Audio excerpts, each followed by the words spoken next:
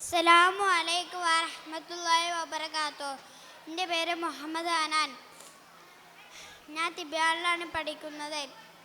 ഞാൻ ക്ലാസ്സിലാണ്. ഞാനിവിടെ പറയാൻ പോകുന്നത് വിദ്യാർത്ഥികളും അച്ചടക്കവും. വിദ്യ എന്നാൽ അറിവ് എന്നാണ്. അറിവിൻ്റെ പൂങ്കാനത്തേക്ക് ചേക്കേറുന്ന ചിത്രശില്പങ്ങളാണ് വിദ്യാർത്ഥികൾ. പഠിപ്പ് എന്ന് പറഞ്ഞാൽ അതൊരു വ്യക്തിയുടെ കഴിവുകളെ പുറത്തു കൊണ്ടുവരുന്ന ആഗോർമ്മയെ ഓർമ്മപ്പെടുത്തുന്നു.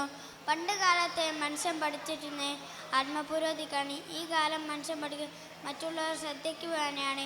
ഈ മനോഭാവത്തിന് മാറ്റം വരണം. പുസ്തകം വായിക്കുമ്പോൾ താള് മാത്രമേ മറിയുള്ളൂ, വായിക്കുന്നവൻ മറിയില്ല. ഇതാണ് ആത്മവിദ്യ. ഒരു വിദ്യാർത്ഥിയും തലയിൽ രൂപപ്പെടുന്നത് കുടുംബത്തിലാണ്. കുടുംബം ഒരു സമൂഹമാണ്. മാതാപിതാക്കളും ഗുരുനാഥൻ ദൈവം തന്ന ദാനമാണെന്ന് മനസ്സിലാക്കണം.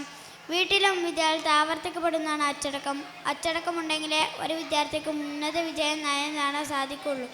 തങ്ങളായിരിക്കുന്ന വിദ്യാലയവും ഭവനവും ഞാൻ സ്വർഗമാക്കാൻ കഴിയട്ടെ എന്ന് പറയാൻ പ്രസംഗം നിർത്തുന്നു. അസ്സലാമു അലൈക്കും വറഹ്മത്തുള്ളാഹി വബറകാതുഹു.